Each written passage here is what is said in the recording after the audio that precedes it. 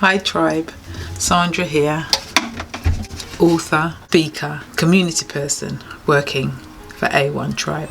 So today's video is about being neurodiverse.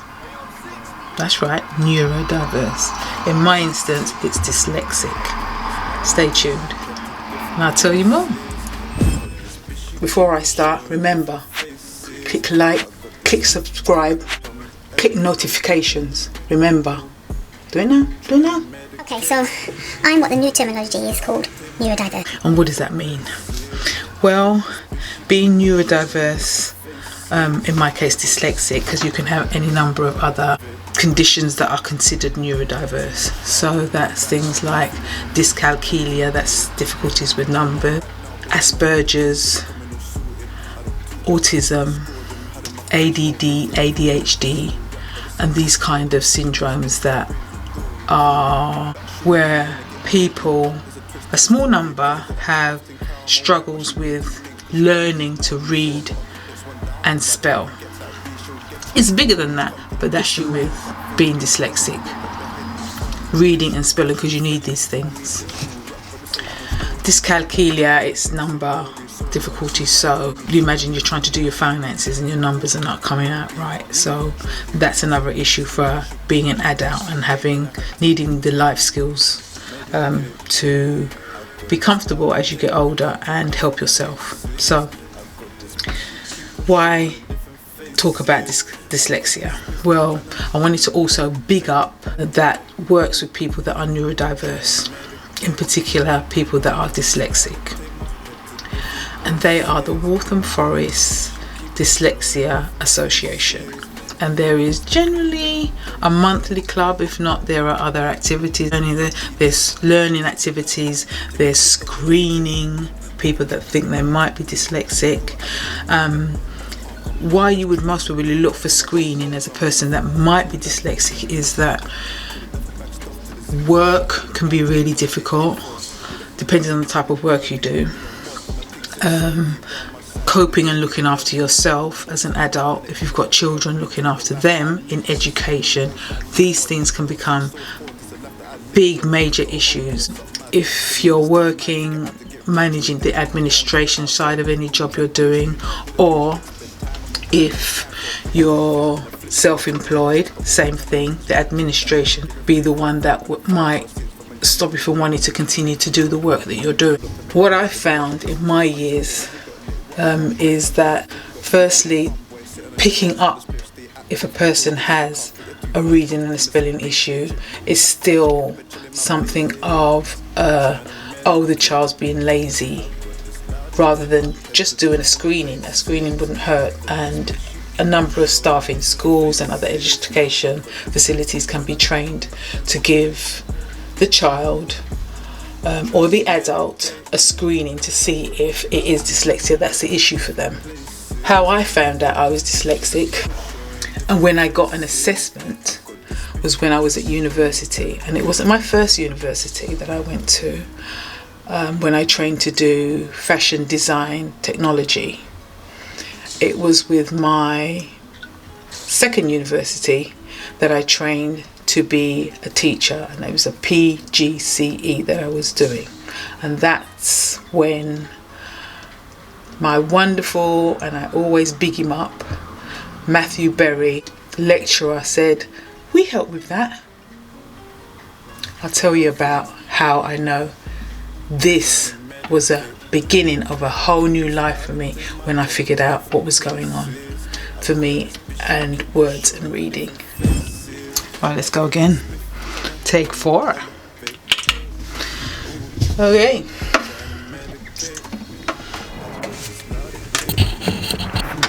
Checking the volumes on.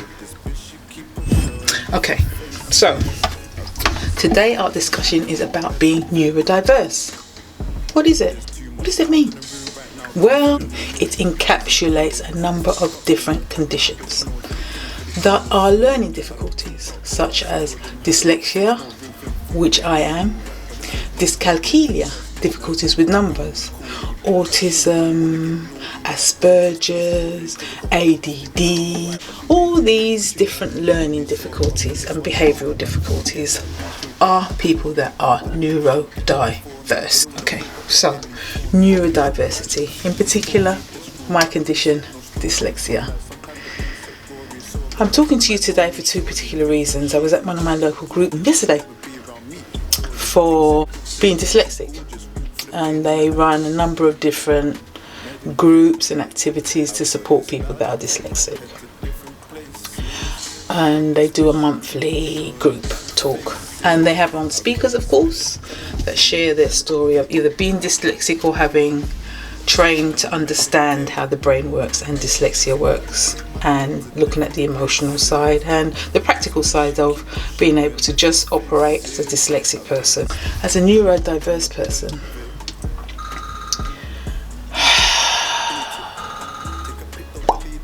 the phone's ringing. Un momento. As I was saying about being neurodiverse, it can give you a lot and it can take a lot away from you. However, it's important to know if you are this particular thing, no matter which category you fall in. I'm specific about talking about being dyslexic in this video. So, as I said, I understand and say that dyslexics are people that are, in most cases, but not all, people that struggle with naturally learning to read and spell, and that is definitely the case for me. As I was saying in the previous section, how did I find out that I was dyslexic? Well, I'd already done one degree in fashion design technology and limped through that at the end of 1994, and directly after I probably had a breakdown. It was so hard. And then that was 4 years, so in 2000 I completed that. Then I had some years working for myself. I owned a shop with a family member, and then I went into youth services, working with young people that were on conditional punishment orders. And one thing I noticed, there were a lot of them struggled with reading skills. Then when I left there, I went on to learn to teach. Now, anyone that knows anything about learning to teach, there are copious amounts of reading to do and a whole ton of analysing that reading and putting it into your old words and writing dissertations, of which there were 3 10,000 dissertations in a year-long PGCE required. Ultimately, I graduated a year after my class because of requirements for my dissertation, and had to rewrite and submit it the following term, which I did, and I eventually qualified and graduated. But how I found out I was dyslexic, I was in my 40s, I already had grandchildren and started doing a PGCE. And the lovely lecturer, Mr. Matthew Berry, without him I would have given up. It was so tough. When I found out, it was after our first meeting, being accepted to do the PGCE, and you had a group interview where you had to do some reading out loud. Now, anyone that knows me knows reading out loud, I suppose not most dyslexic people's thing to do, but it certainly wasn't mine. Onwards and upwards. I had to do it. That's what was required. That's what I had to do. So I did. And it went horribly wrong. I couldn't read some of the words. Other trainee teachers in the same room with me were laughing. And all I thought when they did that was, children that are going to make mistakes and you're going to laugh? Anywho, so when we had our one-to-one interview with our lecturer, which was Matthew Berry, at Middlesex University, I might add, they were very, very good, very hands-on with my dyslexia anyway. And I grasped all the support I can get with both hands, feet, clasped my body around it because I couldn't believe that there was all this help there. I remember when they did the first induction to explain how they supported students that had special educational needs and needed support.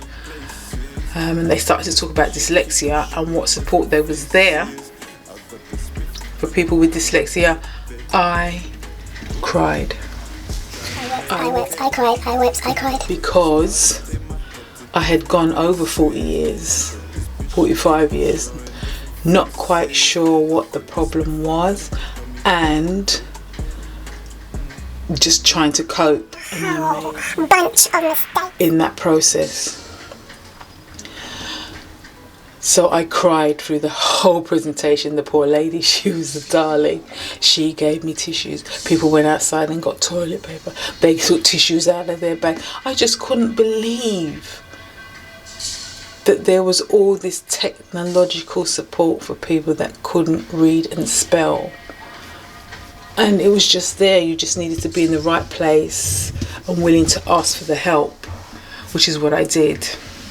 So from there, I went on and did my PGCE with tons of support from tutors, Matthew Berry being one, hours in the office after all the classes are finished, after you'd been at school training and teaching other children and working with staff, going in to get your dissertations written.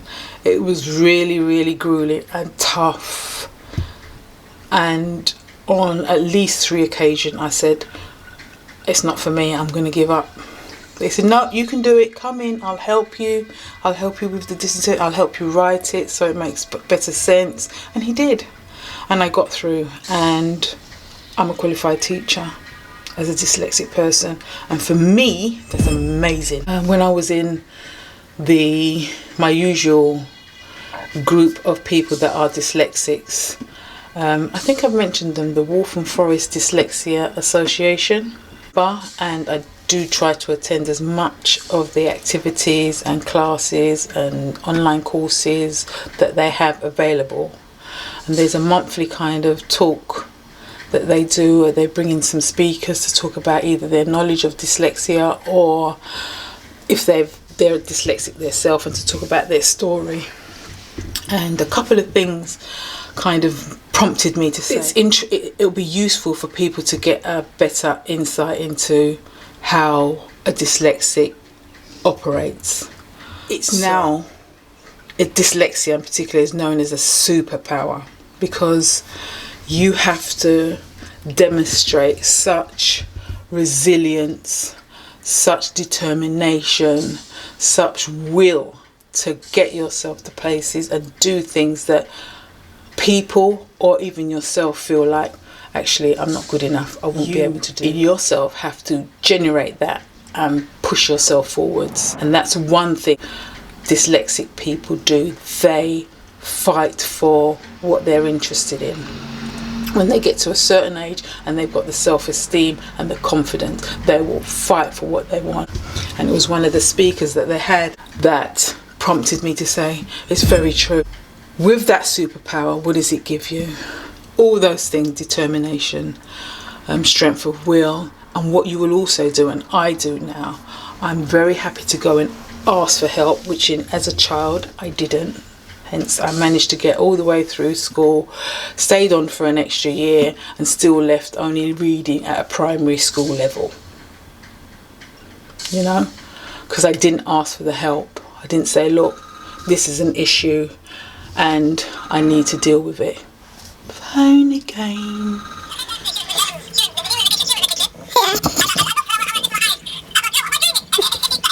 Why? You're dyslexic, but remember, you have a superpower. You are now known as neurodiverse, and your superpower, whichever learning disability or difficulty you have, will take you through to where you want to go.